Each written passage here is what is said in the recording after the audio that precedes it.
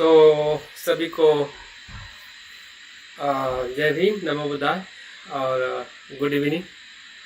जैसे कि हमारे इस ट्रेनिंग कोर्स का आज का 8वां दिन है और कल हमने काफ़ी अच्छी तरह से कम्युनिकेशन है, ई लर्निंग क्या है, ग्रुप डिस्कशन क्या है और असाइनमेंट्स क्या है, प्रेजेंटेशन क्या है, इन सभी विषयों के बारे में हमने संक्षिप्त बहुत ही अच्छी तरह से हमें निर्वाणी ने हमें समझाया।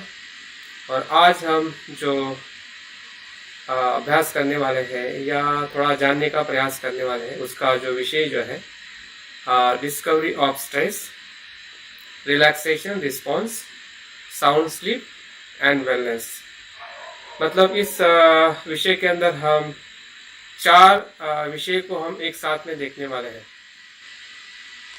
और चारों विषय जो है आज हम इसलिए देखने वाले हैं ताकि हम जिस प्रकार से आगे एक ट्रेनर के रूप में या एक प्रशिक्षक के रूप में अगर हमें आगे बढ़ना है तो हमारी जो कह सकते हैं कि हमारे मन की जो अवस्थाएं जो है हमें बुद्ध की भाषा में हमें पता है, जिसे हम कुशल अकुशल मन कहते हैं या जो भी शील की बात है, समाधि की बात है, सभी बातें हमें पता है और उसका हमने बार बार अभ्यास भी करते हैं, हमारे पास में जानकारी भी है। लेकिन उसी ही बुद्ध की बातों को आज वैज्ञानिक अलग अलग शब्दों के नाम से हमें बताते हैं और उसका हमें संदर्भ देखते हुए ये जानने का प्रयास करना है कि क्या हम जो आधुनिक वैज्ञानिकों ने जो कुछ भी एक अपनी सिद्धांत कह सकते हैं, नई खोज कह सकते हैं कि जिसे आज वैज्ञानिक स्ट्रेस कहते हैं, बुद्ध उसी को प्रथम आर्य सत्य कहते हैं। बुद्ध उसी को ही प्रथम आर्य सत्य कहते हैं और हमने अनेकों बार प्रथम आर्य सत्य का हमने अभ्यास किया है। दूसरा जो शब्द जो है रिलैक्सेशन, रिस्पॉन्स, तो इसकी भी खोज कब हुई, कैसे हुई, इसके बारे में भी हम जानने वाले हैं। स्ट्रेस के बारे में भी जानने वाले हैं, जैसे कि दुख है तो दुख का कारण भी बुद्ध ने हमें बताया है, तो इसके बारे में बहुत हमारा बड़ा अभ्यास है। लेकिन आज की भाषा में, आज के लोगों के मन में या आपके मन में भी सामान्य तौर पे स्ट्रेस ये शब्द अनेकों बार हम सुबह से लेकर शाम तक सुनते रहते हैं। तो ये स्ट्रेस ये शब्द आया कहाँ से, जिसे हम हिंदी भाषा में तनाव कहते हैं।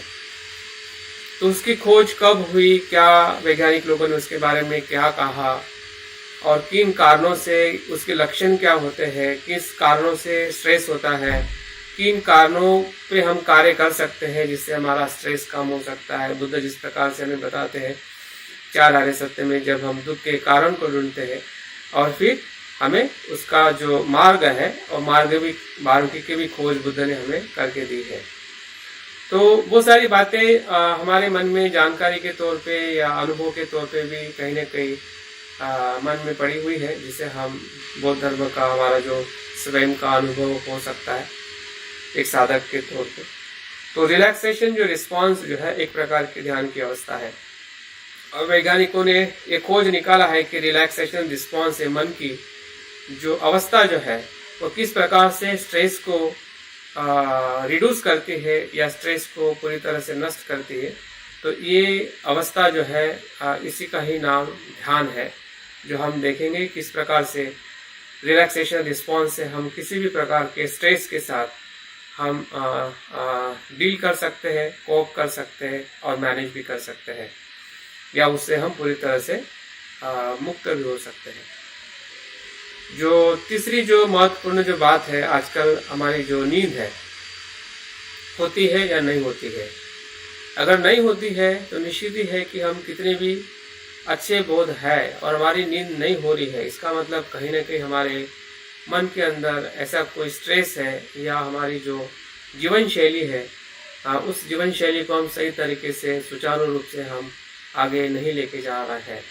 और इसलिए हमारी जो महत्वपूर्ण जो स्लीप या नींद जो है एक हमारे पूरे शरीर और मन को और मस्तिष्क को तंदुरुस्त रखती है, वीर्यवान रखती है या शक्तिशाली बनाती है, हमारे जीवन को और बेहतरीन बनाती है। तो उस नींद के बारे में भी थोड़ा हमें जानना है, ताकि हमें पता चले कि हम किस अवस्था में हम जी रहे हैं। या जब भी हम किसी को मदद करना चाहते हैं कि जो नींद के बीमारी से परेशान है, स्ट्रेस से परेशान है, तो वो हमारा बच्चा हो सकता है, दोस्त हो सकता है, या रिश्तेदार हो सकता है, तो उनको हम मदद कर सकते हैं। और चौथा जो सिद्धांत है, या चौथी जो बात हम देखने वाले हैं, वेलनेस।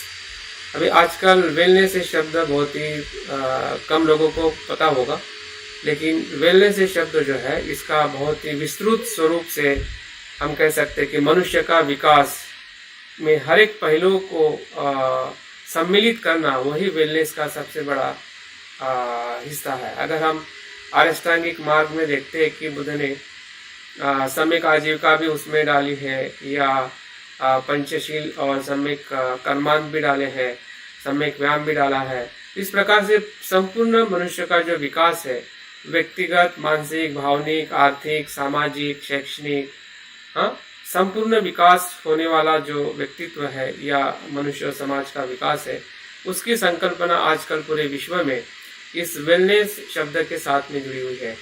तो ये चारों जो शब्द जो है, ये हमारे मतलब अच्छे ट्रेनर होने के लिए, अगर हम इस शब्दों को या इसके पीछे जो एक कुछ उसके जो तत्व है, या उसको हम कैसे पहचाने, कैसे उसकी परिभाषा समझे, अगर वो हम नहीं समझ पाएंगे, तो हम लोगों को आज के आधुनिक परिप्रेक्ष्य में उन्हें मदद करना, मुझे लगता है कि बहुत कठिन होने वाला है।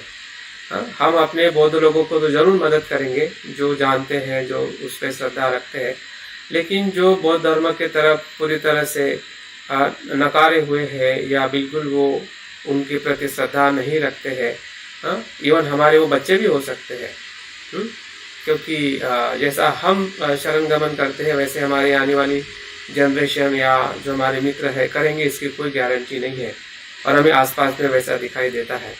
लेकिन ऐसे लोगों को भी अगर हमें सही मार्ग दिखाना है, ध्यान के माध्यम से हो या आपके अनुभव के माध्यम से हो, तो आपको इसकी जानकारी या उसकी जो सिद्धांत है, कम से कम वो किसने खोजा है, क्या उसका तत्व है, क्या उसकी व्याख्या है, आधुनिक भाषा में उसे क्या कहते हैं, आधुनिक परिप्रेक्ष्य में उसके किस प्रकार से उसका अभ्यास और संशोधन किया जा रहा है, इतनी जानकारी ज़रूर हमने रखनी चाहिए, ताकि हम अपने ध्यान के माध्यम से जो हम आगे अपनी ट्रेनिंग को आगे लेके जाने वाले हैं, उसमें हमें बहुत कुछ आगे करने में और लोगों को बताने में हमें काफ़ी सरलता हो सकती है। तो इसलिए विषय को आपके बीच में रखा हुआ है, और मैं उम्मीद करता हूँ कि विषय हमारे लिए बहुत ही महत्वपूर्ण है, क्योंकि ऐसा कह सकते हैं कि पूरा हमारा ट्रेनिंग का जो बेस जो है, जैसे कि हमने बेस शुरुआत में देखा था कि बुद्ध के गुण देखे थे, और धम्म किस प्रकार से वैज्ञानिक है, और बौद्ध धर्म में ध्यान साधना, ये जो तीन बातें जो है, जिसे हम अपने पारंपरिक भाषा में कह सकते हैं बुद्ध, धम्म और संघ, ठीक है। तो तीनों को भी हमने उस परिप्रेक्ष्य में देखा था और समझने का प्रयास किया था कि हमारी जो फाउंडेशन जो है वो बुद्ध, धम्म, संघ है। लेकिन जब हम आधुनिक जगत में आके आधुनिक दूसरे लोगों के साथ अगर हम जुड़ना चाहते हैं, और इवन हमारे भीतर भी ऐसे बहुत सारी गलत धारणा है कि बौद्ध धर्मों को हम आचरण करते हुए भी उसका हमें परिणाम अगर नहीं मिल रहा है, अगर हमारा स्ट्रेस हमें समझ में नहीं आ रहा है, अगर हमारा स्ट्रेस कम नहीं हो रहा है, अगर हमें साउंड स्लीप नहीं आ रही है, अगर हमारी बीमारी को अगर हम खुद पहचान नहीं रहे हैं, तो इसका मतलब यही है कि हम बौद्ध साधक होने के बावजूद भी अगर हमें सुख या स्वास्थ्य लाभ नहीं हो रहा है, तो निश्चित ही है कि हमारे आचरण को हमने फिर से परीक्षण करना चाहिए कि वो जो आचरण कर रहे हैं वो पूरी तरह से अच्छा ही है, ऐसा मान लेने से हम सुखी नहीं हो सकते हैं, क्योंकि बुद्ध का धर्म हर एक समय परीक्षण करने वाला धर्म है। अगर आपने कल आचरण कर दिया और बोला कि नहीं, कल के अनुभव से मैं आज का आचरण करूंगा, तो समझ जाए कि हम अच्छे साधक नहीं हो सकते। वो कल का एक अनुभव था, उस समय आपको लगा कि मुझे ये खाना चाहिए, ये नहीं खाना चाहिए, मेरा मन ऐसा है वैसा है, मैंने ऐसा कार्य करना चाहिए, लेकिन आज भी आप उसी मन से उसी प्रकार से अगर कार्य करके आप जाना चाहोगे, बोलोगे कि नहीं मैंने तो कल ऐसा ही किया था, आज भी मैं ऐसा ही करूँगा, तो ऐसा कभी होने वाला नहीं है। क्योंकि आपको फिर से आज की जो परिस्थिति है, आज का जो मन है, आज के जो आपके कार्य जो है वो निरंतर अलग अलग तरीके से बदलते रहते हैं। तो जो बदलाव की जो प्रक्रिया जो है यही हमें ये बताती है कि आपको हमेशा सजग होना है, परीक्षण करते हुए हमारे आचरण को, हमारे व्यवहार को बदलते रहना है। तो ये बदलाव और बार बार उसका परीक्षण करना, ये दोनों भी मुझे लगता है, या बुद्ध ने भी हमें उनके देशना में हमें यही बताया कि सब कुछ अनित्य है और जो भी मैं कह रहा हूँ उसको आप ऐसे ही मत मानो, आप खुद उसका परीक्षण करो। जबकि वो बुद्ध ने पूरी तरह से सत्य कहा है, फिर भी वो कह रहे हैं। अगर हम सिर्फ विश्वास भी रख ले कि बुद्ध ने कहा कि अनित्य है, फिर भी हम बुद्ध के मार्ग पे जा सकते हैं।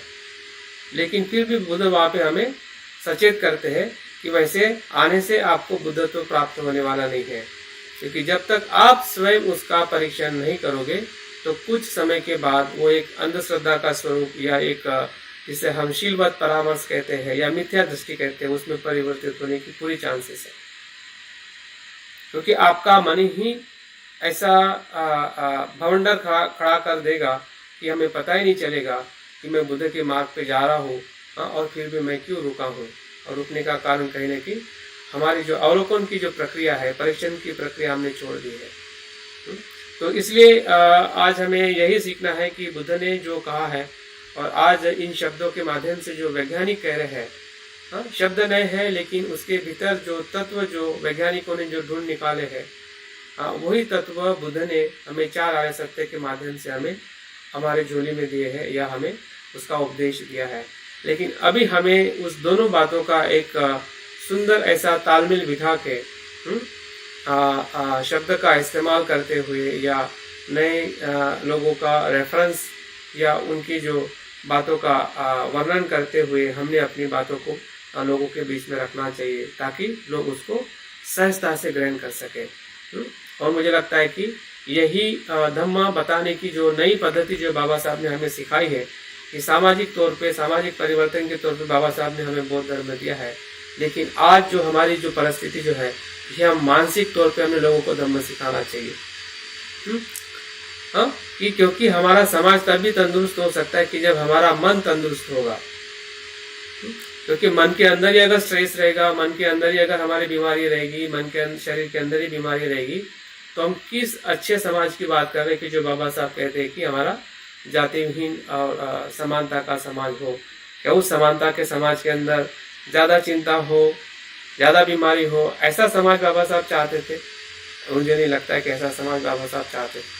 तो अगर हमारे समाज को तंदुरुस्त और संपन्न करना है, तो हमने अपने व्यवहारों को आज के आधुनिक परिप्रेक्ष्य में भी देखना बहुत ज़रूरी है, ताकि हम अपने ही धम्म का, जो धम्म हम पारंपरिक तौर पे आचरण करते आ रहे हैं, अभ्यास करते आ रहे हैं, उसका और थोड़ा सूक्ष्मता से उसका अवलोकन करें, और अपने भीतर उसको जानकर हमें लोगों को भी हम मदद कर सकें।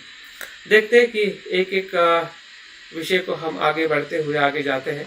तो ये हमारा विषय है जिसका आज हम अध्ययन करेंगे। और जैसे कि मैंने अभी बताया, तो वो सभी पॉइंट इस मेन पॉइंट के अंदर अभी मैंने बताया है आपको कि हम देखने वाले हैं कि भारत के परिप्रेक्ष्य में स्ट्रेस कितने स्टैटिस्टिक्स में है, कितने अमाउंट में स्ट्रेस भारत में मौजूद है, विश्व में स्ट्रेस कैसे है, या विश्व में किस प्रकार से मेंटल इलनेस का स्टेटस है, ताकि हमें एक स्टैटिस्टिकल जब हम चीज़ों को देखते हैं और क्या कहते हैं, स्टैटिस्टिकल कोई चीज़ अगर हम डेटा देखते हैं तो उससे हमें ये पता चलता है कि सही में लोग इतने प्रमाण में दुखी है और इतने प्रमाण में लोग इससे ग्रस्त है। क्योंकि स्टैटिस्टिक एक अपने आप में बहुत बड़ी समाज में क्रांति है। क्योंकि जब हम कहते कि देश में ऐसा है वैसा, लेकिन वही चीज़ जब स्टैटिस्टिक्स में कहा जाता है कि 75%, 80%, 20%, तो उससे एक हमारा थॉट प्रोसेस जो है उस विषय के प्रति बहुत स्पष्ट होने लगता है। क्योंकि माइंड को कुछ क्लियरिटी चाहिए। अगर आपको लगता है कि इस विषय के ऊपर अगर हमें आगे जाना है और उस विषय का आपके पास में कुछ भी स्टैटिस्टिकल डेटा नहीं है, तो आपका माइंड हमेशा यस नो के बीच में भटकते रहेगा। कभी आपको लगेगा चलो ठीक है, कभी लगेगा कि चलो ठीक नहीं है। लेकिन जब सर्वे किए जाते हैं पूरे विश्व में या भारत में या किसी भी संस्था के माध्यम से या इंस्टीट्यूशन के माध्यम से, तो उसका एक हमें एक अनुमान मिलता है कि सही में जो विषय या जो तत्व है या जिसके बारे में बात की जा रही है वो सही में कितनी उसकी जो मूल्यता है या उसकी प्रामाणिकता जो है वो मतलब उसमें प्रमाणित हो जाती है जब हम किसी डेटा को लेके आगे बढ़ते हैं। तो सबसे पहले हम देखते हैं कि भारत में जो स्ट्रेस, जिसे हम तनाव कहते हैं अपनी हिंदी की भाषा में, लेकिन स्ट्रेस से शब्द बहुत ही कॉमन हुआ है। आप इंग्लिश में बोलो, हिंदी में बोलो, तुरंत पता चल जाता है कि स्ट्रेस मतलब क्या है। मेरी आवाज सभी को क्लियर आ रही है? ठीक है ना? अगर अगर कुछ आपको बीच में दिक्कत है तो आप बिल्कुल बात कर सकते हैं।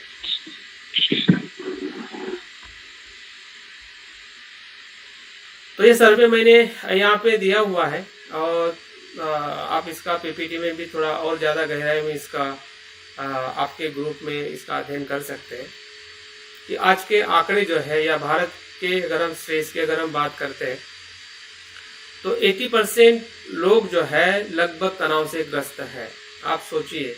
और ये जो द इकोनॉमिक्स टाइम्स की जो रिपोर्ट जो उन्होंने निकाली थी, इसके माध्यम से हमें ये पता चलता है कि 80% मतलब 100 में से 80% मतलब 10 में से 8 लोग जो है वो तनाव से ग्रस्त है।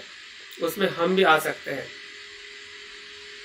लेकिन हमें पता नहीं है कि स्ट्रेस क्या है और कैसे उसको, उसके सिम्टम्स क्या होते हैं या कितने प्रकार का स्ट्रेस होता है और क्या होने, उसके इफेक्ट क्या है, इसके बारे जानकारी नहीं होने की वजह से हमें ऐसा पता नहीं चलता है। लेकिन अगर ये डेटा बता रहा है कि 80% भारत के लोग जो है तनावग्रस्त है। और 2016 में जो निम्स नाम की जो सबसे बड़ी इंस्टीट्यूशन है mental health and neuro science की, ये हैदराबाद यहाँ पे बेंगलोर में है, उन्हें 2016 में 12 राज्यों में एक सर्वेक्षण किया था। तो उसमें भी हमें जो कॉमन मेंटल डिसऑर्डर से जो ग्रस्त जो है पूरी जो आबादी जो है उस विशिष्ट राज्यों की, वो 2.7% डिप्रेशन से उसमें ग्रसित लोग मिले हैं या आंकड़े मिले हैं। और फिर 5.2% जो है आबादी जो है इसी समस्या से ग्रस्त है। अगर हम विश्व स्वास्थ्य संगठन की बात करते हैं, जो WHO, जिसको हमने बार बार कोरोना के माध्यम से इस संस्था का हमने नाम सुना है कि जो पूरे विश्व की डेटा को वो कलेक्ट करके पूरे विश्व को बीमारी से जो बीमारियां जो है या जो भी वैश्विक हेल्थ है उसका डेटा हमेशा वो पब्लिश करते रहती है। तो उन्होंने भी ये बताया है कि जो आजकल जो विकसनशील देश है जैसे कि भारत है या ऐसे जो अंडर डेवलप कंट्रीज है, उसके अंदर जो महिला की जो स्थिति बताई है, महिला की जो स्थिति है जब गर्भवती होती है डिलीवरी के समय में किस प्रकार से डिप्रेशन में और स्ट्रेस में जाते हैं। आजकल बच्चे भी डिप्रेशन में जा रहे हैं। और जैसे कि अगर हम भारत की और जो अमेरिका की अगर हम थोड़ी तुलना करते हैं कि अमेरिका में 60 से 70 हजार मनोचिकित्सक वहाँ पे उपलब्ध है, लेकिन भारत की अगर हम स्थिति देखें तो सिर्फ 4,000 जिसे मनोवैज्ञानिक कह सकते हैं, वो हमारे भारत में उपलब्ध है। तो संख्या 80% जा रही है और जो उसको निदान करने वाले जो हमारे डॉक्टर की संख्या अगर हम अमेरिका की तुलना में देखते हैं तो सिर्फ 4,000 की संख्या है। तो 4,000 की संख्या में कैसे इतने 80% पेशेंट्स को या 80% के जो मेंटल हेल्थ को देख सकेंगे। ये बहुत ही विपरीत परिस्थिति है हमारे लिए। और इसलिए हमारा जो मेंटल इलनेस है या स्ट्रेस है, जिसके अंदर विशेषता स्ट्रेस है, डिप्रेशन है, एंजाइटी है, और स्लीपिंग डिसऑर्डर है, ये सभी मेंटल बीमारियों के अंदर में बीमारियां हैं कि जो हम थोड़ा थोड़ा उसके बारे में वो क्यों होती है, कैसे होती है, उसका भी हम थोड़ा अभ्यास करने वाले हैं, ताकि हमें उसका एक संक्षिप्त हमारे पास ब्यौरा है और हमें पता चले कि ये बीमारी कितनी खतरनाक बनते जा रही है। अगर हमारे भारत में अगर देखें कि मेंटल हॉस्पिटल की संख्या भी 43 मेंटल हॉस्पिटल की संख्या है। तो इस प्रकार से भारत का जो कुछ भी एक संख्यात्मक या आंकड़े के तौर पे अगर हम देखते हैं कि भारत का जो मेंटल हेल्थ है या मेंटल इलनेस जिसे कहते हैं, मेंटल इलनेस के अंदर सभी प्रकार की जो मेंटल बीमारियां है, जैसे कि स्ट्रेस उसका बिगिनिंग ओरिजिन है और स्ट्रेस ही फिर धीरे धीरे वो डिप्रेशन में, एंजाइटीज में, वरीज में और बहुत सारी बीमारियां में और फिर शारीरिक बीमारियां में वो कैसे कैसे बढ़ते जाता है, वो हम बाद में धीरे धीरे देखेंगे। और वैज्ञानिकों ने खोज निकाला है, जिस प्रकार से बुद्ध ने दुख को खोजा और साथ साथ में दुख के कारण को भी खोजा, वैसे ही बुद्ध ने दुख को किसी ईश्वर पे नहीं छोड़ दिया कि ईश्वर के वजह से दुख है। बुद्ध ने कहा कि दुख अस्तित्व में है, ये दुख ही संसार है और संसार ही दुख है। उसी प्रकार से स्ट्रेस या किसी भी प्रकार की बीमारियां रहना होना, लेकिन उसके कारण के साथ उसको बताना, ये सबसे बड़ी वैज्ञानिकों की खोज होती है। और बुद्ध भी एक प्रकार के मानसिक वैज्ञानिक है कि जिन्होंने उस समय अपने ध्यान चक्षु से या प्रज्ञा चक्षु से उन्होंने पूरे भीतर में जाके देखा कि मनुष्य दुखी क्यों है। और जिस दुख को बुद्ध ने 2500 साल पहले बताया, वही दुख की जो परिभाषा आज हम एक स्ट्रेस के इफेक्ट के अंदर या स्ट्रेस का जो एक पॉइजन कह सकते हैं या स्ट्रेस का एक कारण कह सकते हैं, जिसकी वजह से कितनी सारी बीमारियां हो सकती है, इसके ऊपर वैज्ञानिकों ने बहुत सारा पिछले 10 सालों में या पिछले 15 सालों में बहुत सारा उसका अध्ययन करके हमें बता रहे हैं। तो हम देख सकते हैं कि भारत की स्थिति, जिस स्थिति में हम रह रहे हैं, वहाँ पे स्ट्रेस का लेवल क्या है और डॉक्टर्स का लेवल क्या है और हमारे हॉस्पिटल का लेवल क्या है। तो हम कैसे बच सकते हैं? बचने का हमारे पास में एक ही तरीका है, जो बौद्धों के पास है। और कुछ हो सकता है कि जो लोग इंटेलिजेंस है, थोड़े मतलब समझदार है, कि जो मतलब पूरी तरह से अंधविश्वास से पर है, ऐसे लोग अपने आप को बचा सकते हैं और वही लोग दूसरे लोगों को बचा सकते हैं। क्योंकि डॉक्टर की संख्या ही इतनी कम है कि हम डॉक्टर तो बचाने के लिए तैयार, संख्या के अनुपात में तो उनके पास तो क्षमता ही नहीं है। और इसलिए आजकल MBBS को भी मानसिक चिकित्सा के कुछ उपचार सिखा के उनको अपने पेशेंट के साथ में उपचार करने के लिए कहा जाता है। लेकिन मैंने कभी अभी तक देखा नहीं कि MBBS कोई किसी पेशेंट को मनोचिकित्सा मानसिक उपचार करता होगा। वो अपने दवाई देने में, इंजेक्शन देने में और सर्जरी में ही व्यस्त रहता है। वो स्वयं कभी भी मानसिक तौर पे कभी भी किसी को वो सक्षम नहीं करता है। भले उसके ट्रेनिंग प्रोग्राम में पढ़ाने के लिए कहा जाता है कि आपको एक मनोचिकित्सक के तौर पे भी आपको अभ्यास करना है, लेकिन हमें ऐसे MBBS डॉक्टर बहुत कम देखने को मिलते होंगे। तो हमारी जिम्मेदारी कितनी बड़ी है संख्या के अनुपात में। मैं ये संख्या इसलिए बता रहा हूँ ताकि जो हम ट्रेनर क्यों बने, हमें ट्रेनर बनने की क्यों ज़रूरत है।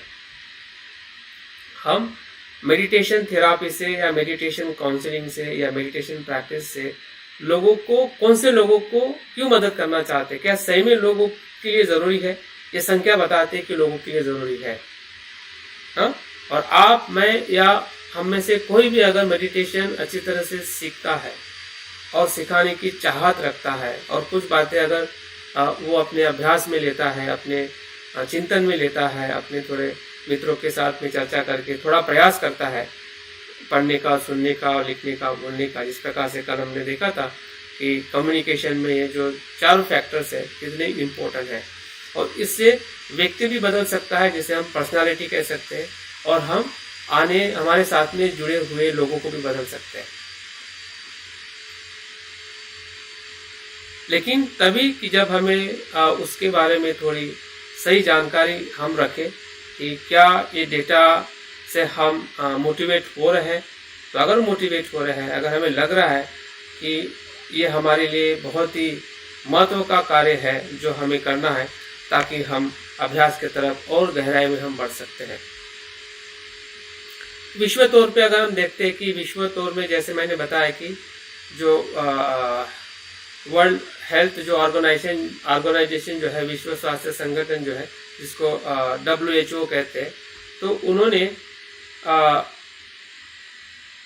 2019 में एक आत्महत्या के रोग की एक थीम रखी थी और उन्होंने ऐसा सर्वे किया था पूरे विश्व में कि 40 सेकंड में एक व्यक्ति आत्महत्या करता है। और इसका मतलब ये हुआ कि एक साल में 8 लाख लोग आत्महत्या करते हैं। संस्था ने ये भी सर्वे करके बताया है कि 15 से 29 उम्र के जो युवा जो है, इनका दर अधिक है। और पूरे जहाँ पे उन्होंने सर्वे किया था वो 45 करोड़ से भी अधिक लोग मानसिक विकारों से ग्रस्त है।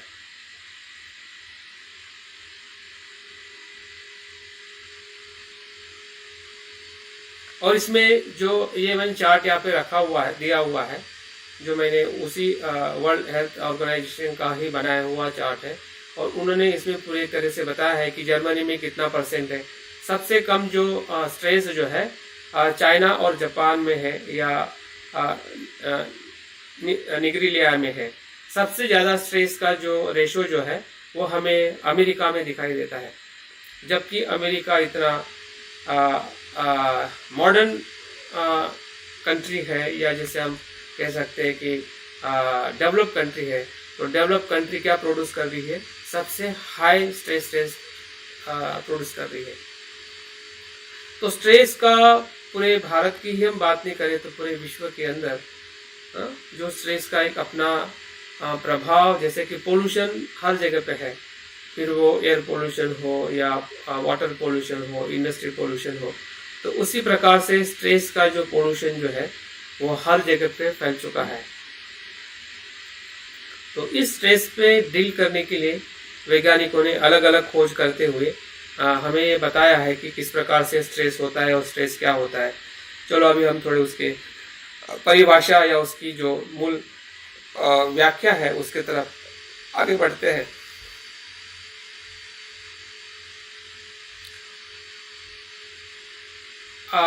यहाँ तक समझ में आया अभी तक मैं जो बताने का प्रयास किया है कि एक तो हमने डेटा को ध्यान में रख के हमें आगे बढ़ना है, ताकि हमारे पास में एक प्रॉपर मोटिवेशन रहे कि हम क्यों ट्रेनर बनना चाहते हैं, हम क्यों मेडिटेशन सीख के मेडिटेशन सिखाना चाहते हैं। और अभी इसमें हम आ रहे हैं, आप आवाज़ को म्यूट कर दीजिए, आपकी जो भी बाकी लोगों की आवाज़ आ रही है। हाँ ठीक है। तो इस स्लाइड के अंदर एक बात में और एक वीडियो भी मैंने रखा हुआ है,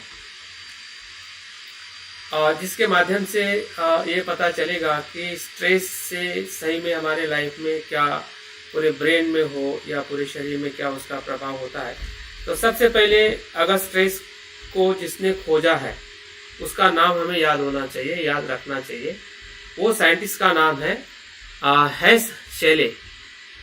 ये जो वैज्ञानिक जो है इन्होंने सबसे पहले स्ट्रेस शब्द की खोज की, या उन्होंने सबसे पहले इस्तेमाल किया। और उसने इस स्ट्रेस को ये कहा है कि यही स्ट्रेस है जिसके वजह से 95% मानसिक और शारीरिक बीमारियां होती है।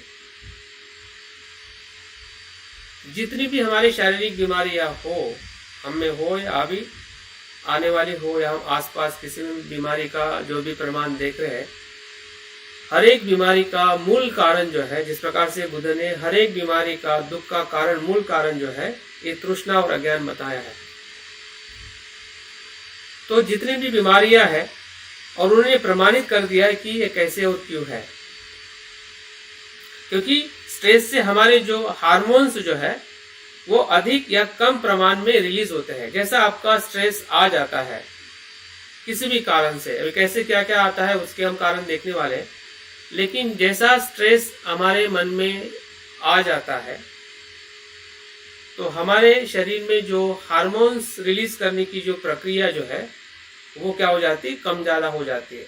बस वो कम ज़्यादा होना ही आपके पूरे बॉडी के अंदर एक बीमारी का वातावरण निर्माण करना है। फिर वो बीमारी आपकी ब्लड प्रेशर की हो सकती है, किडनी की हो सकती है, स्ट्रोक की हो सकती है, या जितनी भी बीमारी की लिस्ट अगर हम निकालें और सभी बीमारियां उसी के माध्यम से होती है। इस प्रकार से उन्होंने अध्ययन करके हमें बताया है। जिस प्रकार से बुद्ध ने हमें बताया है कि दुख है क्योंकि उसका कारण है। तो देखते हैं इस वीडियो के माध्यम से थोड़ा हमें और ज़्यादा जानकारी मिल सकती है कि तनाव का शिकार या तनाव क्या होता है। तो थोड़ा ध्यान से देखिए और समझने का प्रयास करिए कि वीडियो हमें क्या मैसेज देना चाहती है। तनाव एक रिस्क फैक्टर देखा गया है, आइडेंटिफाइड रिस्क फैक्टर है। वो ब्लड प्रेशर के लिए भी है, शुगर के लिए भी है, जो लाइफस्टाइल डिसऑर्डर्स हैं उसके लिए भी है। इसके अलावा लोग तो आजकल जो हार्ट अटैक हो रहे हैं, ब्रेन अटैक हो रहे हैं, इसके लिए भी मानते हैं तनाव को ये कारण। इवन उसको कैंसर वगैरह के लिए भी कारण मान रहे हैं आजकल। तो तनाव एक तरीके से बीमारियों का, शारीरिक एवं मानसिक बीमारियों का मुख्य कारण के रूप में उभर करके आ रहा है।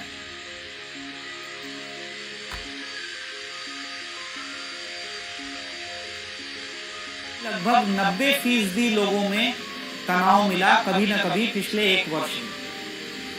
लेकिन अच्छी बात यह है कि उनमें से लगभग 90% लोगों ने ये बताया कि उनका तनाव ऐसा है कि वो उसको कोप अप कर लेते हैं आसानी से। लेकिन जो 10% लोग हैं वो कोप अप नहीं कर पा रहे हैं। और उनमें ज़्यादातर लोगों में एंजाइटी देखा गया, 7% लोगों में एंजाइटी देखा गया, 10% लोगों में डिप्रेशन देखा गया। इसके अलावा सोशल मीडिया डिसऑर्डर देखा गया। तो ये जो चीज़ें, व्यसन देखा गया उन लोगों में, अल्कोहल और तंबाकू और गांजा, भांग, अफीम। तो जो लोग तनाव को कोप अप नहीं कर पा रहे हैं वो लोग भटक जा रहे हैं इधर उधर। इसमें 13 से 75 साल के हर वर्ग के लोग। आर्थिक वजह से तनाव ये रूरल अर्बन जोनों में मिला। महिलाओं में रिलेशनशिप से रिलेटेड प्रॉब्लम ये अर्बन रूरल दोनों में मिला। बच्चों में पढ़ाई से रिलेटेड प्रॉब्लम ये अर्बन रूरल दोनों में मिला। तो इस तरीके का कोई खास भेदभाव नहीं है कि किसमें क्या मिला। ये बात जरूर निकल करके आई कि ऐसे व्यक्ति जो रोजमर्रा के काम को एंजॉय कर रहे हैं, रोजमर्रा के काम से सेटिस्फाइड हैं, उनमें तनाव कम मिला। तो ये एक मैसेज जरूर इस स्टडी के थ्रू ये जाता है कि आप लोग रोजमर्रा के काम को एंजॉय करने की कोशिश करें। रोजमर्रा का काम, जैसे मान लीजिए बच्चों को स्कूल जाना है, उसके बाद फिर खेलना कूदना है थोड़ी देर, फिर उसके बाद बातचीत करनी है और घर पे भी पढ़ाई करना है। तो इस तरीके का जो रूटीन है इसको वो एंजॉय करें। ये नहीं कि इतना ज़्यादा पढ़ाई है हम कैसे कर पाएंगे और उससे तनाव ग्रसित हो जाएं और फिर उसके बाद तमामों व्यसनों की तरफ भटक जाएं या सोशल मीडिया और मीडिया के चैटिंग में ही घंटों लगा दें। तो वो सब चीज़ें जो हैं वो फिर और तनाव को पैदा करती हैं।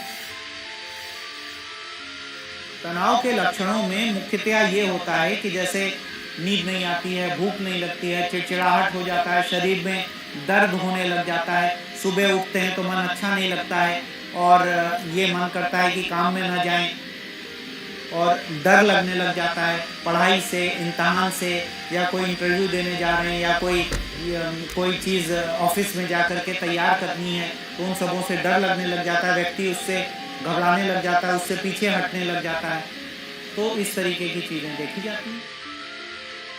1/6 ऑफ द जिन लोगों के पास इंटरनेट की सुविधा है, मतलब सोशल मीडिया की सुविधा है, उसमें से लगभग 16%, 16-16.5% लोगों में सोशल मीडिया डिसऑर्डर में वो लोग आते हैं। इसका मतलब ये है कि वो करीब 3 से 5 घंटा या उससे भी ज़्यादा समय वो सोशल मीडिया को दे रहे हैं।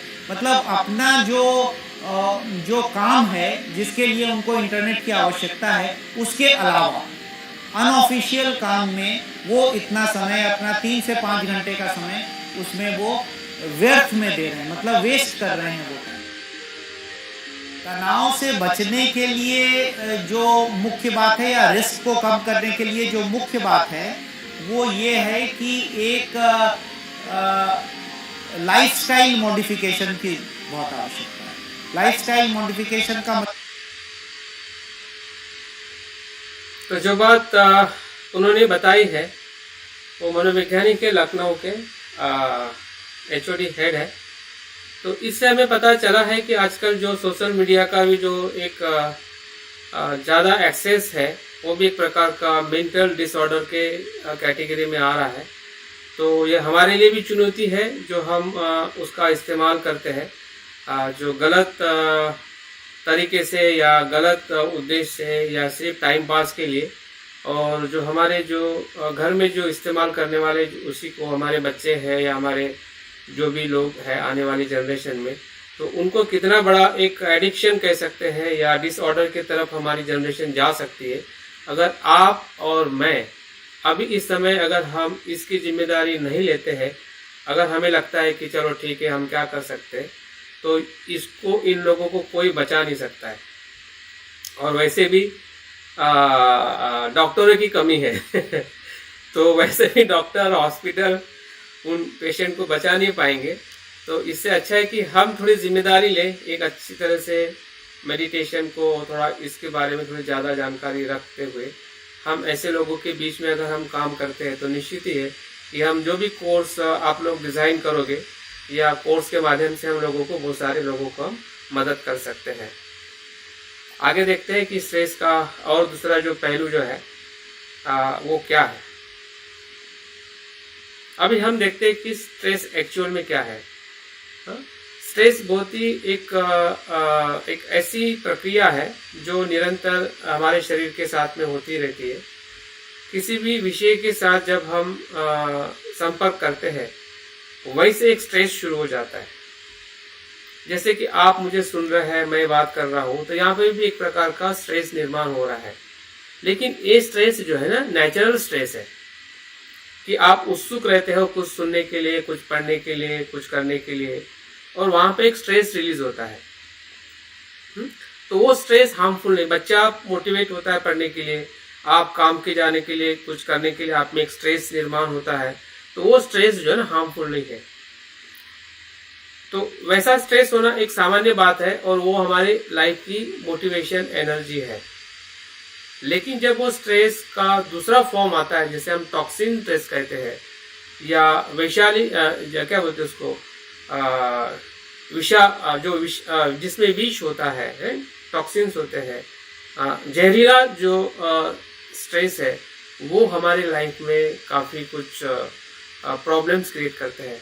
तो स्ट्रेस का एक तात्पर्य है कि हमारा शरीर और भावनिक रूप में जो चिंता महसूस जैसे जैसे होती है भावनिक और शारीरिक तौर पे, तो वही एक प्रकार का जो तनाव का मुख्य परिभाषा कह सकते हैं, या उसका जो अर्थ जो है हम देख सकते हैं कि किस प्रकार से हमारे जीवन में, या हम उसको बार बार चिंतित होते हैं किसी विषय या किसी बात को लेके, तो समझ जाइए कि वो स्ट्रेस की हमारे जीवन में शुरुआत हो चुकी है। अगर बार बार आ रहा है, एक बार आ रहा है चले जा रहा है, जैसे कि मुझे कुछ काम करना है और मैं थोड़ा स्ट्रेस में आ जाता हूँ, मेरा काम हो जाता है और स्ट्रेस चला जाता है, तो वो हार्मफुल स्ट्रेस नहीं है। लेकिन उसके बारे में अगर मैं बार चिंतित होता हूँ, भयभीत होता हूँ और मैं उससे परेशान हो जाता हूँ, तो समझ जाए कि वो स्ट्रेस कहने के वो एक टॉक्सिन स्ट्रेस के तौर पे हमारे शरीर में निर्माण हो रहा है। और तनाव की जो भी चुनौतियाँ जो हमारे जीवन में आती है, जो भी विपरीत परिस्थिति आती है, जो हमारे अपेक्षा से विपरीत है, जो हम चाहते हैं, बुद्ध ने भी वही कहा है कि जो आप चाहते हैं वो जो आपको नहीं मिलता है, वहाँ से एक तनाव निर्माण होता है। तनाव निर्माण होने का अगर प्रक्रिया देखते हैं, तो जो हम एक अपेक्षा रखते हैं कि मैं अपेक्षा रखता हूँ कि ऐसा ऐसा ऐसा होना चाहिए, ऐसा ऐसा ही होना चाहिए। और वैसा वैसा जब जब जिस जिस जगह पे या जिस जिस व्यक्ति के साथ जिस जिस घटनाओं में वैसे वैसे नहीं होता है, तो आप फील करोगे कि आपका जो तनाव जो है, जितनी ज़्यादा आपकी अपेक्षा है और उस अपेक्षा के साथ पकड़े रहने की भावना है।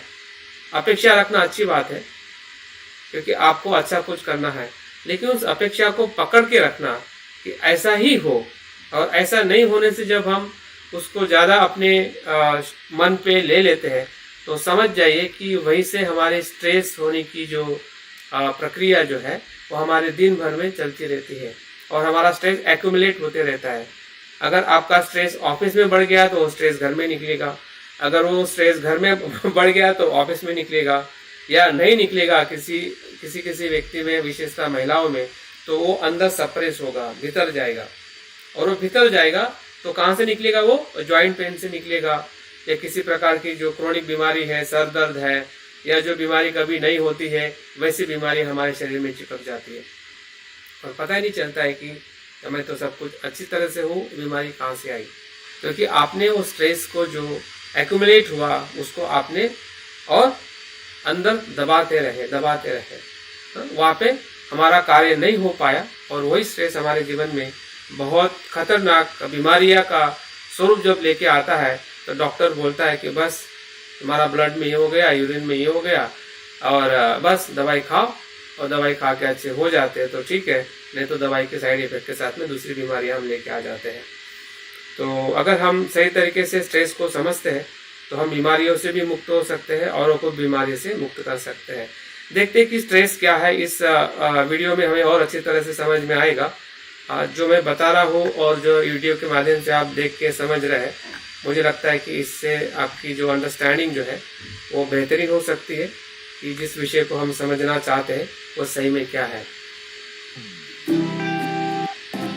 ये हमारी जिंदगी का एक अहम हिस्सा बन चुके हैं। बच्चों से लेकर सीनियर्स तक सभी किसी न किसी रूप में इससे प्रभावित होते हैं। स्ट्रेस दो प्रकार का हो सकता है। एक स्ट्रेस जो हमें बाहर से मिलता है, कुछ लोगों द्वारा या हालात द्वारा, या फिर वो स्ट्रेस जो हमारे अंदर भी पैदा हो सकता है। आज के इस वीडियो में हम हमारे शरीर में अंदर पैदा होने वाले स्ट्रेस के बारे में जानेंगे, और खुशी की बात यह है कि हम इसे काफी हद तक कंट्रोल कर सकते हैं।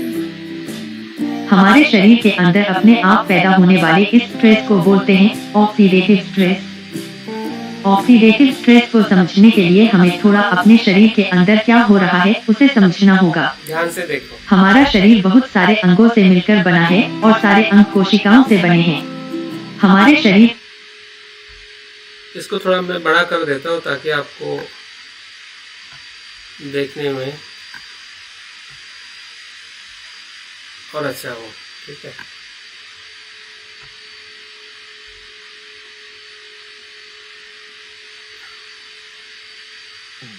खुशी की बात यह है कि हम शरीर के अंदर क्या हो रहा है उसे समझना होगा। हमारा शरीर बहुत सारे अंगों से मिलकर बना है, और सारे अंग कोशिकाओं से बने हैं। हमारे शरीर को जिंदा रखने के लिए शरीर की हर कोशिका को एनर्जी की जरूरत होती है। यह एनर्जी हमें भोजन और सांस द्वारा ऑक्सीजन से मिलती है, जिसे खून द्वारा हमारा दिल हर एक सेल तक पहुंचाता है। एनर्जी पैदा करने की प्रोसेस में कुछ अनस्टेबल मॉलिक्यूल या फ्री रेडिकल्स बनते हैं। हमारे शरीर में एक खूबी है कि इन फ्री रेडिकल्स को बेअसर करने के लिए एंटीऑक्सीडेंट बनाता रहता है, जिससे यह अनस्टेबल मॉलिक्यूल शांत रहते हैं। पर जब इनकी रेशियो बढ़ जाती है तो शरीर में इनका बैलेंस खराब हो जाता है, तो हमें बहुत सारी बीमारियां घेर लेती हैं। आपने नोट किया होगा कि जब एक सेब को काटकर कुछ समय के लिए छोड़ दिया जाता है तो वो लाल या ब्राउन कलर का हो जाता है। यह हवा से ऑक्सीजन को ले लेता है, इस वजह से ऐसा होता है। कुछ ऐसा ही फ्री रेडिकल भी करते हैं। वो शरीर के सेल से एक एटम छीनकर खुद स्टेबल हो जाते हैं और सेल को नुकसान करते हैं। यहाँ एंटीऑक्सीडेंट जिनके पास एक एटम एक्स्ट्रा होता है, वो फ्री रेडिकल को देकर उसे शांत कर देते हैं। फ्री रेडिकल्स बढ़ने के और भी कारण हो सकते हैं, जैसे कि स्मोकिंग और दूसरे तंबाकू पदार्थों का सेवन, असंतुलित भोजन, किसी भी प्रकार का पॉल्यूशन, पेस्टिसाइड्स, किसी रेडिएशन की या कुछ बीमारियों की वजह से। अब देखते हैं ऑक्सीडेटिव स्ट्रेस का हमारे शरीर पर क्या प्रभाव पड़ता है। ये हमारे शरीर पर अटैक करने वाले कई कीटाणुओं से बचाते हैं। शारीरिक व्यायाम करने के दौरान जो ऑक्सीडेटिव स्ट्रेस पैदा होता है वो शरीर के टिश्यूज ग्रोथ को रेगुलेट करता है और एंटीऑक्सीडेंट्स को बढ़ाने में मदद करता है। दुष्प्रभाव या बैड इफेक्ट्स, यह फ्री रेडिकल्स बॉडी सेल्स के कई हिस्सों को नुकसान पहुंचाते हैं, जैसे कि सेल मेम्ब्रेन, प्रोटीन और डीएनए। एक बार डीएनए डैमेज हो गया तो डैमेज डीएनए हमारे शरीर को काफी नुकसान पहुंचा सकते हैं, जैसे कि दिमाग में स्ट्रोक हो सकता है। अल्जाइमर और पार्किंसन का भी यह कारण बन सकता है। फेफड़ों में, हड्डियों के जोड़ों में, दिल पर, स्किन पर, आँखों में, किडनी में, कुछ अंगों में कैंसर व लिवर में भी इसका असर देखा गया है। एक बहुत बड़ा प्रभाव स्किन पर होता है, जिससे चेहरे पर बढ़ती हुई उम्र के लक्षण एक चुटकी से ज्यादा दिखते हैं। इससे छुटकारा कैसे पाएं और क्या करें कि ऑक्सीडेटिव स्ट्रेस का बैलेंस हमारे शरीर में बना रहे? सबसे पहले मोटापे से छुटकारा पाएं और व्यायाम करना शुरू करें।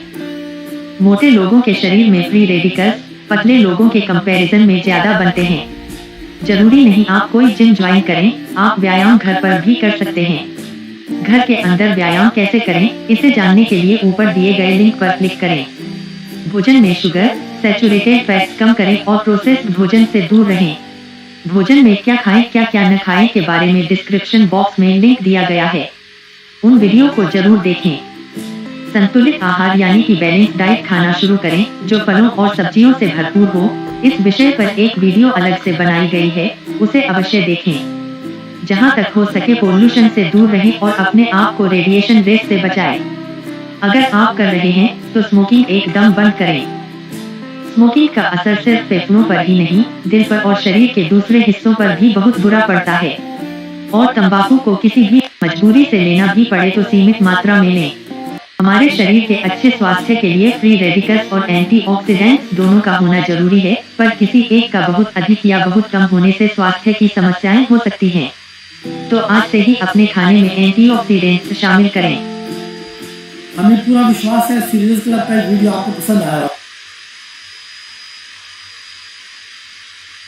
तो इस वीडियो से हमें ये पता चला है कि हमारे स्ट्रेस को हम कैसे मैनेज करें।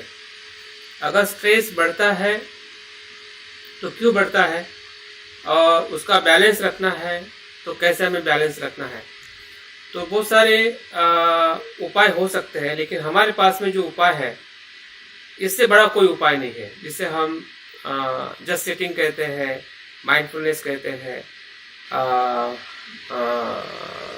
लविंग काइंडनेस कहते हैं, कंपैशन कहते हैं। यही सबसे बड़ा उपाय है।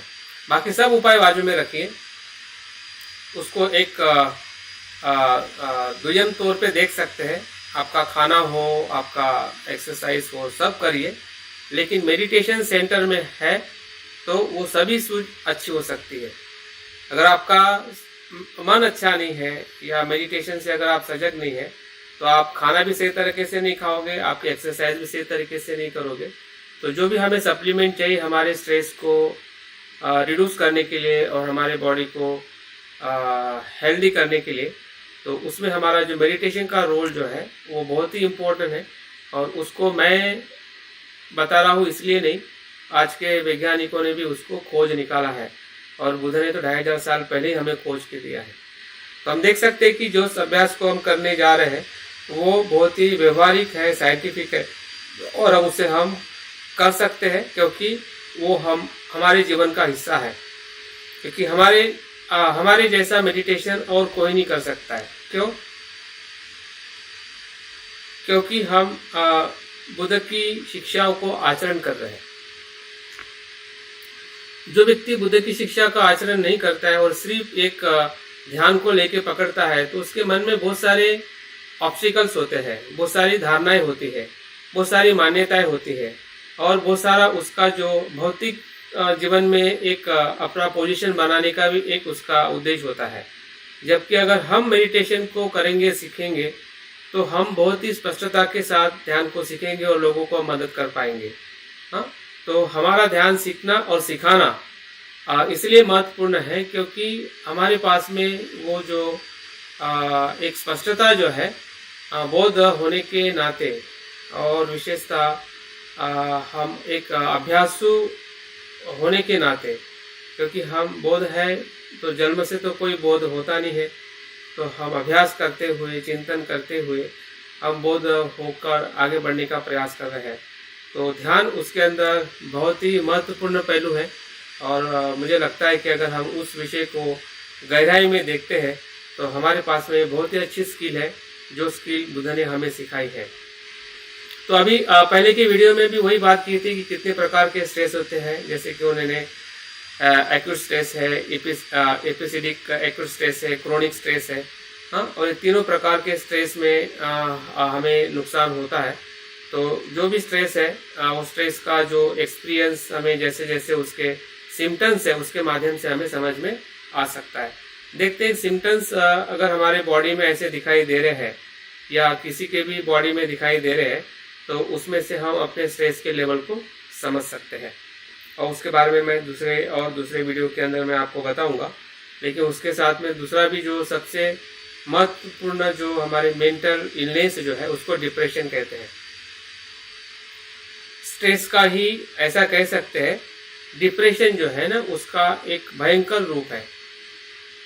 स्ट्रेस का ही डिप्रेशन हो, एंजाइटी हो या चिंता हो या कितनी भी बीमारी की जो लिस्ट हमें दिखाई देती है वो स्ट्रेस का ही एक विकृत स्वरूप है। जितना स्ट्रेस टॉक्सिन्स ज़्यादा हार्मफुल स्ट्रेस होगा, जितना स्ट्रेस बढ़ेगा तो डिप्रेशन है, एंजाइटी है, वरीज है, ऐसे सभी अनेकों बीमारी के अंदर रूपांतरित हो जाता है। तो यहाँ पे हम थोड़ा एक दो बीमारी को और देखेंगे कि जिसके बारे में ज़्यादा हम सुनते हैं कि डिप्रेशन में है या चिंता में है। और ये जो ऑब्स्टिकल है या बीमारी जो है ये हमारे ध्यान के जो 5 न्यूरॉन है उसमें भी हमें ये शब्द सुनने में आते हैं। विचिकित्सा, कुकुच्च, उदुत्त कुकुच्च, ये शब्द आपने सुना है। चौथे प्रकार का जो न्यूरॉन है उदुत्त कुकुच्च, वो मन की अस्थिरता और चिंता को उदुत्त कुकुच्च कहा गया है। ठीक है, तो वो जो चिंता जो है वो ही स्ट्रेस का ही रूपांतरण है।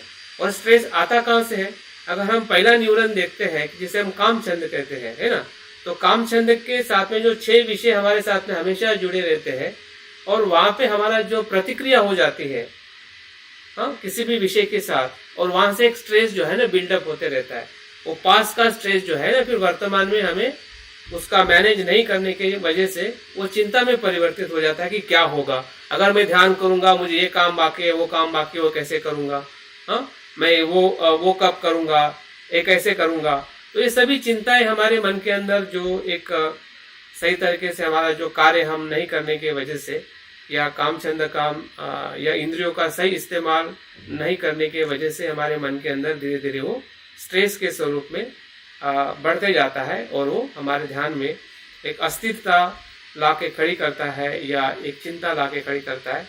हो सकता है कि हम डिप्रेशन में भी रह सकते हैं। लेकिन सही में हम डिप्रेशन में है नहीं है, इसके कुछ सिम्टम्स को अगर हम देखते हैं तो उससे हमें पता चल सकता है और पता करना बहुत ज़रूरी है। और हमें डरना नहीं है। अभी डरना क्यों नहीं है? इसलिए नहीं डरना है क्योंकि हम योद्धा हैं। ठीक है, और इन मारों को तो बुद्ध ने हराया है, तो हम क्यों डरे, है ना। हम बुद्ध के पुत्र हैं। अगर बुद्ध ने हराया है तो उसके पुत्र भी तो हराने वाले हैं उसको। ठीक है, क्योंकि वो सब बातें हमें पता है कि जो बुद्ध को पता है। जो भी टूल्स बुद्ध ने इस्तेमाल किए हैं तो वो सभी टूल्स हमारे पास में है। अभी सिर्फ उस औजारों का, उस शस्त्र का हमें इस्तेमाल करना है। अगर आप इस्तेमाल करना सीख जाते हैं तो आपको डरने की जरूरत नहीं है। फिर वो चिंता हो, भय हो, डिप्रेशन हो, हमें किसी से भी डरने की जरूरत नहीं है। अगर हम बुद्ध के अनुयायी हैं और हम उसी प्रक्रिया से हम जा रहे हैं कि सही तरीके से अवलोकन करते हुए, परीक्षण करते हुए जागृति से, तो हमें किसी भी बीमारी से हमें डरने की जरूरत नहीं है। लेकिन जानना बहुत जरूरी है। अगर आप उसको पहचानोगे नहीं कि मेरा शत्रु है तो आप मित्रों को ही मार दोगे या वो शत्रु ही आपका मित्र का रूप धारण करके आपके घर के अंदर घुस जाएगा और पता ही नहीं चलेगा कि वो तो शत्रु था। अगर आप पहचानोगे नहीं तो वो चिंता या डिप्रेशन जो है, अगर उसको लगेगा कि ये तो मेरा मित्र है, क्योंकि वो मित्र जैसा ही लगता है शुरुआत में, है ना। जो भी बुराई है वो मित्र जैसी ही लगती है। और उसको अगर हम पहचानेंगे नहीं कि नहीं भाई ये मित्र नहीं शत्रु है ना, ये मुझे शरीर में, मन में मुझे परेशान कर रहा है, तो उसके जो अगर सिम्टम्स अगर हम देखते हैं हमारे बॉडी में या हमारे थॉट प्रोसेस में, हमारे बिहेवियर में, तो उस सिम्टम्स से हम जान सकते हैं कि नहीं, ये तो मेरा डिप्रेशन है, ये तो मेरा भय है, ये तो मेरी चिंता है। अगर उसको हम जानेंगे तो ज़रूर उस पर हम काम कर सकते हैं और हम अपना खुद का डॉक्टर बन सकते हैं। अत्तदीप भव का मतलब ही है कि हमें स्वयं का स्वयं उद्धार करना है, और उद्धार करने का मतलब मन को शुद्ध करना है। और मन को हम तभी शुद्ध कर सकते हैं कि मन की अशुद्धता क्या है हमें पता चले। शुद्ध करने के पीछे दौड़ेंगे तो मन अपने आप शुद्ध होने वाला नहीं है। हा? शुद्ध मन कहीं और नहीं है, अशुद्ध ही मन शुद्ध है। शुद्ध मन जो है ना वो कहीं और नहीं है, ये अशुद्ध मन ही शुद्ध है। क्योंकि उसको जितना साफ करते जाओगे अशुद्धता को, तो उसके भीतर ही शुद्ध मन छुपा हुआ है। अशुद्ध मन या जितनी भी बीमारियां हैं या मानसिक, हम वैज्ञानिक मनोविज्ञान के तौर पर उसको इलनेस कहते हैं, लेकिन हमारे लिए वो एक एनर्जी है अगर उसको हम सही तरीके से जानते हैं तो। क्योंकि बुद्ध का मार्ग है, मार्ग को विजय करना या मार्ग से विजय को प्राप्त करना, मार्ग को हराना, ये बौद्ध योद्धा की परंपरा है। तो हमसे बड़ा कोई मनोवैज्ञानिक नहीं हो सकता है। अगर उस तौर से अगर हम देखें कि मुझे क्यों सीखना है, मुझे क्यों जानना है, मैं तो मनोवैज्ञानिक नहीं हूँ, मैं तो डॉक्टर नहीं हूँ, तो ऐसा करके पढ़ोगे तो फिर आपका मन वैसे ही सोचेगा। और हम ध्यान में भी आगे नहीं जा पाएंगे और हमारे जीवन में सुखी भी नहीं हो पाएंगे। तो अपने आप को ये कहो कि नहीं, भले मैं सामान्य इंसान हूँ, भले मैंने साइकोलॉजी का अभ्यास नहीं किया है, लेकिन बुद्ध के सिद्धांत से या बुद्ध के आचरण से मैं साइकोलॉजिस्ट हूँ, मुझे मनोवैज्ञानिक बनना है। कम से कम मेरे लिए और 2-4 लोगों को मदद करने के लिए। और इतना अगर हम हौसला रखते हैं तो इसकी जो जानकारी है वो हमारे लिए बहुत काम में आ सकती है। और हम अपना खुद का उदाहरण भी बता सकते हैं, हमारे खुद के जीवन को भी उस मानसिक बीमारी से मुक्त कर सकते हैं और लोगों को भी हम उस दुखों से मुक्त करने के लिए हम मदद कर सकते हैं। तो ये मानसिक एक प्रकार की बीमारी है और जिसमें व्यक्ति जो अकेलापन है, उदास है, इसको वो ज़्यादा अनुभव करता है। और आजकल हमने देखा है कि कोरोना में सबसे ज़्यादा चिंता के बाद या तनाव के बाद सबसे ज़्यादा लोग जो है डिप्रेशन में थे। अकेलापन, लोनलीनेस, कि आपको 2-2 साल तक घर में रहना या बड़े मुश्किल से 1 दिन 2 दिन के लिए हमें बाहर जाने को मिलना और बाकी समय पूरी तरह से जैसे कि कोई जेल में हम रहते हैं, है ना, कारागृह में रहते हैं, इस प्रकार से अगर हम जेली कैदी का अगर जीवन देखते हैं, सुनते हैं, तो बहुत डिप्रेशन में रहते हैं। और मुझे लगता है कि हम पिछले 2 सालों से जो हम लोग रह रहे हैं तो निश्चित ही हमारा डिप्रेशन का जो अनुभव है हमें कहीं न कहीं हो चुका है और उसकी असर कहीं न कहीं हमारे पास में है। लेकिन जैसे जैसे हम बुद्ध धम्म का या ध्यान का आचरण करते हुए हम प्रयास करते आ रहे हैं तो निश्चित है कि उससे हम काफ़ी हद तक कम भी कर चुके हैं या उससे हम बाहर भी आ चुके हैं।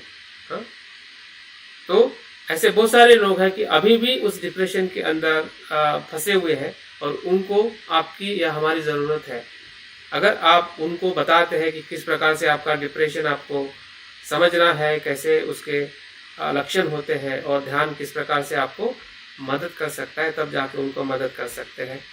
तो ये डिप्रेशन भी एक बहुत ही खतरनाक बीमारी है, जिस बीमारी को अलग अलग भारत देश में अगर उसकी संख्या बताई गई तो 6.5% लोग जो है इस बीमारी से परेशान हैं। और उसके लक्षण जो हमें 5 या 6 लक्षणों में हम उसको देख सकते हैं कि अगर हमें बार बार गुस्सा आता है, घबराहट होती है, उदास रहते हैं, किसी काम में मन नहीं लगता है, ध्यान किसी विषय पे केंद्रित करना हमारा कम होता है, हम कमजोरी महसूस करते हैं। तो ये सभी जो लक्षण जो है हमें कभी भी अगर बार बार दिखाई दे रहे हैं, अक्सर हम में और हमारे किसी भी आसपास मित्र में या किसी भी व्यक्ति में, तो समझ जाइए कि वो कहीं ना कहीं हम डिप्रेशन के आसपास में हम जा रहे हैं। उसके कारण बहुत सारे हो सकते हैं जिसके वजह से हमें डिप्रेशन होता है, जैसे कि शोषण है। अगर हम अपने अस्पृश्य लोगों की हम बात करते हैं या जिसका ज़्यादा शोषण होता था तो सबसे ज़्यादा लोग डिप्रेशन में रहते थे। हमारा पूरा समाज जिसे हम नरक या निराशा में जो लोग रहते थे, क्योंकि सबसे ज़्यादा शोषण अस्पृश्य लोगों का इस भारत में हुआ था और अभी भी जहाँ पे भी शोषण हो रहा है तो एक सबसे बड़ा कारण उन समाज में उन लोगों में डिप्रेशन बना रहता है। और उसको भी हम देख सकते हैं कि शोषण से ही डिप्रेशन का जो हमारा प्रमाण जो है समाज में बढ़ सकता है या बढ़ा हुआ हम देख सकते हैं। किसी प्रकार की अगर हम बार बार दवाई ले रहे हैं तो उससे भी हमारा डिप्रेशन बढ़ सकता है, साइड इफेक्ट उसके डिप्रेशन के हो सकते हैं। हमारे घर में झगड़ा होना माता पिता के बीच में हो या बार बार फैमिली में झगड़ा होना, ये भी कारण डिप्रेशन का हो सकता है। किसी प्रियजन की मौत होना, क्योंकि हमें पता है कोरोना में बहुत सारे फैमिलीज में अपने नियर पर्सन को खो चुके हैं, तो ये भी कारण कहीं न कहीं डिप्रेशन का एक महत्वपूर्ण कारण हम देख पा रहे हैं अभी कोरोना के माध्यम से। और दूसरा एक कारण ये भी हो सकता है कि हमारी फैमिली में कोई जेनेटिकल प्रॉब्लम है, फैमिली टू फैमिली चल रहा है, तो वो भी एक कारण हमारे डिप्रेशन का हो सकता है। तो डिप्रेशन के कारणों से भी हमें थोड़ा अवगत होना है ताकि हमें पता चले कि डिप्रेशन आता कहाँ से है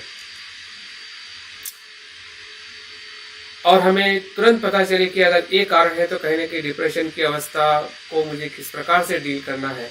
हाँ, ये भी हमें पता चलेगा अगर हमें उसको लक्षण और उसके कारणों को देखते हैं। बुद्ध ने जिस प्रकार से पहले और दूसरे आर्य सत्य को हमें बताया है और उसका हमें अभ्यास भी है, तो उसी का ही कहीं ना कहीं एक विकसित स्वरूप है कि जो इस बीमारी में या इस मानसिक जो इलनेस है उसमें हम देख सकते हैं। वरिस भी ऐसा ही है, ये चिंता का भी काफ़ी बड़ा, ऐसा कहते हैं कि चिंता और चिता में सिर्फ एक बिंदी का फर्क होता है ना, जिसे हम चिता कहते हैं और चिंता कहते हैं।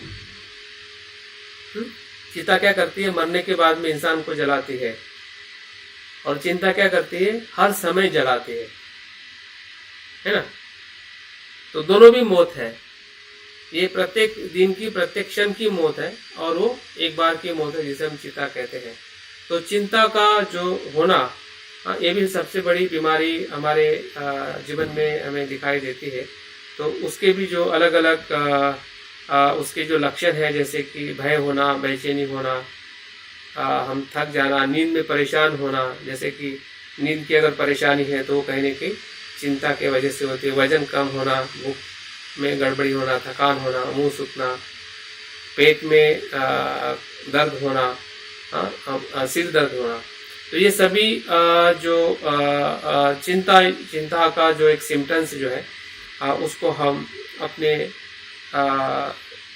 अभ्यास में समझ सकते हैं। भले हमें ना हो, लेकिन उसके बारे में अगर हमारे पास में थोड़ी सही जानकारी है तो हम दूसरों को बताते समय या उनको समझते समय या उनकी समस्या क्या है वो जानने के लिए हमें इसकी जानकारी होना बहुत ही ज़रूरी है। जैसे कि ज्ञान के जो अलग अलग स्रोत है, जानना, समझना और उसका आचरण करना, ठीक है। तो जानकारी होगी तो हम समझेंगे कि वो क्या है, अगर समझेंगे तो उसका जो अनुभव है वो हमें भी होगा और हम औरों को भी बता पाएंगे कि उसका अनुभव आपने कैसे करना चाहिए ताकि आप उसमें से बाहर आ सके। तो इस प्रकार से हमें थोड़ा उसका पहलू है हमें समझना है।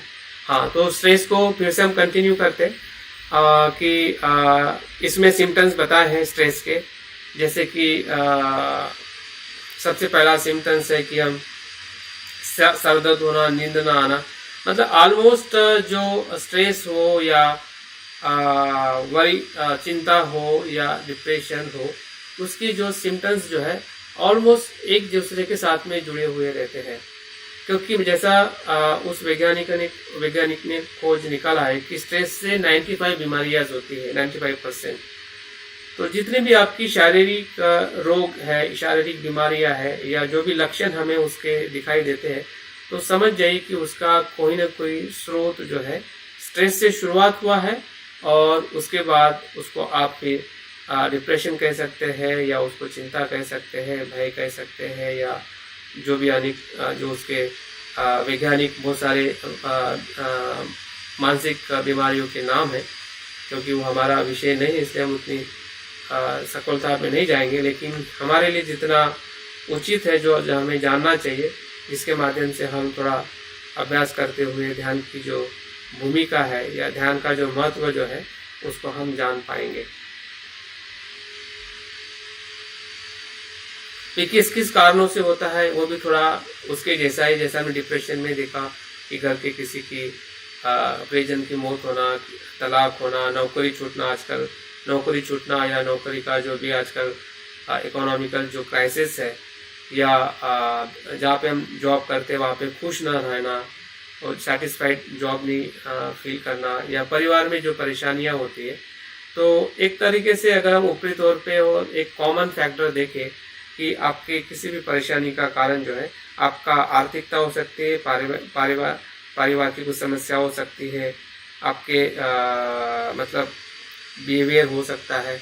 तो एक सामान्य तौर पे जो हम बुद्ध की परिभाषा में भी जो देखते हैं कि उसका जो भी कारण जो रहा है वो कहीं न कहीं लोभ, द्वेष, मोह या जो विकार है, अगर विकार की हम सूची देखते हैं तो उसमें भी हमें अलग अलग प्रकार के जो हमारे स्वभाव है, अकुशल या नकारात्मक स्वभाव, वही कहीं न कहीं एक कारणों का एक श्रृंखला है जो आज वैज्ञानिक उसको एक स्पेसिफिक करके बताते हैं कि भाई किसी की नौकरी का छूटना या नौकरी में सेटिस्फाइड नहीं होना, या परिवार की जो परिस्थिति है, या किसी को हमारे परिवार से हम किसी की मौत होना या कोई संकट आना, तो ये सभी बातें हमारे स्ट्रेस निर्माण होने के लिए एक कारणीभूत होते हैं। लेकिन यहीं पे बौद्ध धर्म के अनुसार और साइकोलॉजी के अनुसार ये व्यक्ति स्ट्रेस और दुख में जाता है। तो बौद्ध धर्म में इसी स्ट्रेस के वजह से अगर जागरूक है तो वो सम्यक दृष्टि में परिवर्तित होता है। दुख ही श्रद्धा में परिवर्तित होता है। दुख क्या होता है? श्रद्धा में परिवर्तित होता है। और श्रद्धा मतलब सत्य की खोज। श्रद्धा मतलब सत्य की खोज। श्रद्धा मतलब सिर्फ बुद्ध धम्म संघ पे विश्वास रखना ही श्रद्धा का स्वरूप नहीं है, बल्कि सत्य की खोज करना कि मैं इस दुख से कैसे मुक्त हूँ और मेरे दुख का कारण क्या है, ये ढूंढने की जो हम पहल करते हैं वही श्रद्धा है। और ये इन्हीं दुखों से आती है जिन कारणों को हम देख पा रहे हैं या समझ पा रहे हैं किसी भी मानसिक तौर के बीमारी पे। तो हमें ज़्यादा चिंता करने की ज़रूरत नहीं है, लेकिन ज़रूर हमें समझना पड़ेगा कि ये आधुनिक इसमें जो भी उसको बताया जा रहा है एक मानसिक बीमारी के तौर पे, तो हमें उसका ज़्यादा लोड नहीं लेना है कि क्या मैं मानसिक बीमार हूँ क्या, या फिर मैं कैसे, बल्कि हमें उसके जो पहलू है उसको जानना है, समझना है। और जो भी हमारी ध्यान की जो शक्ति है या बौद्ध धर्म की जो भी शिक्षा है वो एक मेडिसिन है, शीलिक मेडिसिन है, समाधि मेडिसिन है, प्रज्ञा मेडिसिन है। तो इस औषधियों का अगर हम उस पर उपयोग करते हैं तो कितनी भी बड़ी बीमारी हो, कितना भी बड़ा दर्द हो, कितना भी बड़ा जख्म हो, उसको वो पूरी तरह से आर पार कर सकता है। इतनी ताकत बुद्ध की शिक्षा में, इसलिए बुद्ध को वैभाषक कहते हैं, है ना, कि वैद्यराज कहते हैं, क्योंकि बुद्ध ने उस प्रकार से हमें शिक्षा देकर हमें उसको दुख से मुक्त करने का मार्ग बताया है। तो ये बहुत सारे इलाज हैं। अगर हमें स्ट्रेस को कैसे रिड्यूस करना है तो घरेलू बहुत सारे उपाय हैं। हमारे खान पान पर हमें खास ध्यान देना है। परिवार के साथ हमारे संबंध है, एक्सरसाइज है, योगा है, और सबसे बेहतरीन जो है, जो आज का वैज्ञानिक और हमारा जो सबसे मुख्य जो पर्पस जो है हमारे पूरे ट्रेनिंग का, वो है मेडिटेशन और माइंडफुलनेस। बुद्ध के जो ध्यान विधियाँ है वो किस प्रकार से साइंटिफिकली इस सभी बीमारियों पे, जिस बीमारियों का हम जिक्र कर रहे हैं या जिस पे हमें काम करना है, वो सभी बीमारियां ध्यान के माध्यम से ठीक हो सकती है। ये वैज्ञानिक तौर पर प्रमाणित हुआ है और उसको भी हम थोड़ा देखने वाले हैं। तो इस तनाव से क्या खतरे हो सकते हैं, इसको जान के भी हम तनाव को क्यों हमने मैनेज करना चाहिए, क्यों उसके बारे में हमें ज़्यादा जानना चाहिए। क्योंकि जैसे कि पहले हमने देखा था कि सभी प्रकार की बीमारियां तनाव से ही निर्माण होती है। तो शरीर में जो भी हमारे रोग हो, ये सोरासिस हो या एसिड का प्रॉब्लम हो या कोई प्रकार का व्यसन हो या वजन का बढ़ना घटना हो, दिल की बीमारी हो या आर्थराइटिस हो, जो कुछ भी बीमारियां हैं वो सभी बीमारियां हमारे स्ट्रेस के वजह से ही आती है, या हमारे जो भी हेल्थ इशू जो है वो स्ट्रेस से ही आते हैं। इसको हमें खास समझना है। और मानसिक तौर पे भी जो भी बीमारियां हैं वो स्ट्रेस की वजह से ही आती है, जैसे कि एकाग्रता की कमी होना, डिसीजन लेने में कम होना, आत्मविश्वास में कम होना, हमारी जो कल्पना शक्ति है या जो चिंता है, भय है, तो ये सभी मानसिक तौर की बीमारियां भी स्ट्रेस से ही आती है। तो एकंदरित बताने का और समझने का हमें यही प्रयास करना है कि स्ट्रेस क्या है, उसके कारण क्या है और उसका हमारे जीवन में क्या परिणाम होता है, तो और उसको कैसे हमने ध्यान है, विशेषता एक्सरसाइज है और हमारा खान पान या संतुलित आहार, ये 3 चीज़ों का एक बाउंडिंग जो है हमें एक बनाना पड़ेगा, या उसको हम धीरे धीरे हमारे अभ्यास में भी हम लेने वाले कि हमारा संतुलित आहार कैसे हो। ध्यान का तो हमारा हमेशा मेन सेंटर में ही है, लेकिन उसके अलावा हमारा जो आहार और हमारा व्यायाम, 2 ऐसी चीज़ें हैं कि आपके पूरे असंता जो इनबैलेंस लाइफ जो है जिसके वजह से स्ट्रेस रिलीज होता है, वो सभी बैलेंस में अगर आ जाएगा तो स्ट्रेस रिलीज होने का कोई कारण ही नहीं रहेगा। जब आपके पास में एक्सरसाइज रहेगी, जब आपके पास में बेसिक संतुलित आहार रहेगा और साथ में आपका मेडिटेशन रहेगा, तो निश्चित ही है तीनों तरीके से अगर हम अपने किसी भी प्रकार की बीमारी के साथ अगर हम डील करते हैं, मैनेज करते हैं, तो निश्चित ही है उसका जो लाभ हमें भी मिलेगा और हमारे परिवार को और हम औरों को भी लाभान्वित कर सकते हैं। देखते हैं कि जब हम ध्यान करते हैं या जो हमारे ब्रेन में जो सीरोटोनिन नाम का जो हार्मोन्स जो है, जैसे हैप्पी हार्मोन्स कहते हैं, वो किस प्रकार से हमारे स्ट्रेस को रिड्यूस करता है या हमें हैप्पी मोमेंट में लेके जाता है। तो ये किस बातों से संभव है। जैसे कि मैंने कहा कि आपके एक्सरसाइज, फूड और मेडिटेशन, ये 3 अपने आप में कैसे महत्वपूर्ण उपाय है कि जो हमारे पूरे ब्रेन के भीतर जो एक हार्मोन्स रिलीज होता है, जो हमें हैप्पीनेस की तरफ ले जाता है, पीस की तरफ लेके जाता है। तो ये वीडियो में से हमें थोड़ा ज़्यादा जानकारी मिलेगी ताकि आप उसको अच्छी तरह से समझ पाओगे। तो ये वीडियो आप थोड़ा सुन लीजिए और देख भी लीजिए। हेलो दोस्तों, नमस्कार, आप सभी का स्वागत है डीआरके टीवी पर। मैं हूं आपका। दिमाग के अंदर हैप्पीनेस जो हार्मोन है, सेरोटोनिन है, उसको किस तरह से बढ़ा सकते हैं, उसके बढ़ाने के उपाय मैं आपको बताने वाला हूं कि सेरोटोनिन कैसे बढ़ाया जा सकता है, हम अपने आप को कैसे खुश रख सकते याद हैं। रखिए, इसको बहुत अच्छे से समझिएगा दोस्तों। हमारा जो दिमाग है, सर सब में दिमाग होता है, हम सब में दिमाग है दोस्तों। हमारे दिमाग के अंदर 4। इसको थोड़ा मैं और बड़ा कर देता हूँ ताकि आपको दिखने में और सरलता हो सके।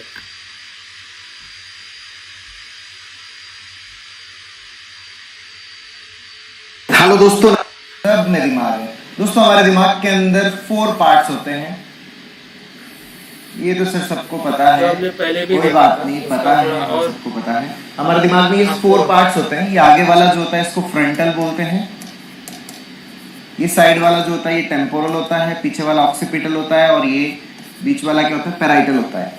तो ये जो पीछे वाला पार्ट होता है ना आपके, यहाँ पे जो बेस ऑफ ब्रेन होता है, ये जो ऑक्सीपिटल पार्ट है, इसके नीचे क्या होता है, आपके बेस ऑफ ब्रेन होता है, और वहां पर एक न्यूक्लियस होता है जिसको हम बोलते हैं राफे न्यूक्लियस। जिसको आप क्या बोलते हो, राफे न्यूक्लियस। अच्छा, ये राफे न्यूक्लियस क्या होता है? ये राफे न्यूक्लियस होता है ना, ये हमारे दिमाग के अंदर सीरोटोनिन प्रोड्यूस करने की फैक्ट्री होता है। ये क्या है? सीरोटोनिन।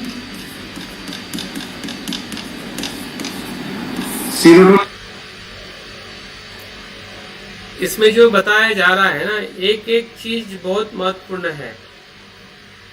वो पूरी तरह से स्टेप वाइज बता रहे हैं कि कहाँ से क्या रिलीज होता है, और जो रिलीज होता है जिसे हम हैप्पीनेस हार्मोन्स कहते हैं, जिसके वजह से पूरे बॉडी में आपकी जो हेल्थ के जो भी इश्यूज है वो पूरी तरह से क्लियर हो जाते हैं, या ऐसा कह सकते हैं कि पूरी बीमारियां जो है होने का कारण ही वो है कि वो जो हार्मोन्स है वो रिलीज नहीं होता है, या वो ज़्यादा होता है या कम होता है।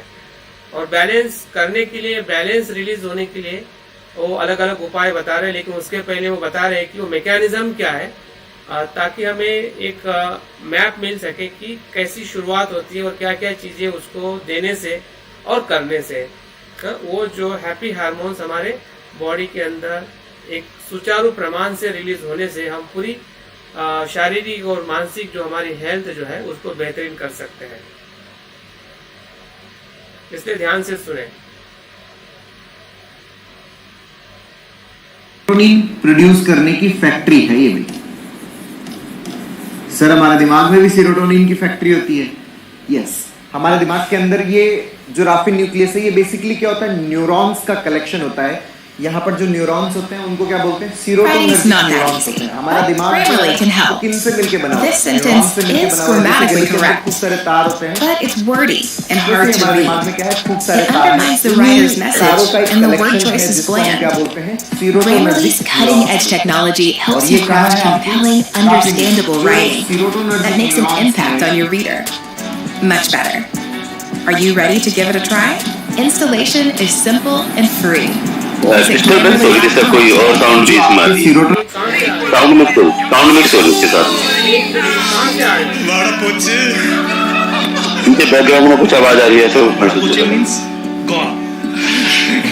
कहाँ से आ रही है? मेरा तो कोई ओपन नहीं है यहाँ पर। शायद किसी ने म्यूट अनम्यूट कर रखा है अपना माइक शायद। रविता,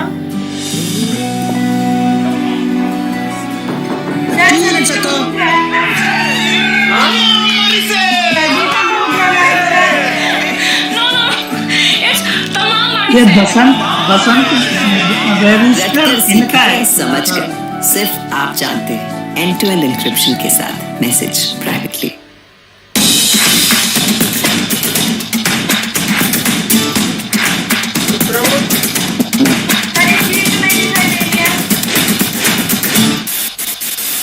आपकी फिल्म जिस दिन ओटीटी पे आई हमने उसी दिन देख ली थी। अरे वाह, और इतनी पसंद आई है और आप दोनों ने इतना बाकमाल काम किया है, बहुत बहुत मुबारक।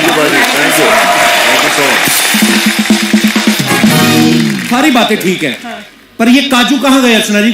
मुझे नहीं पता, चंदू से पूछ, मुझे नहीं पता। आई डोंट लाइक काजू।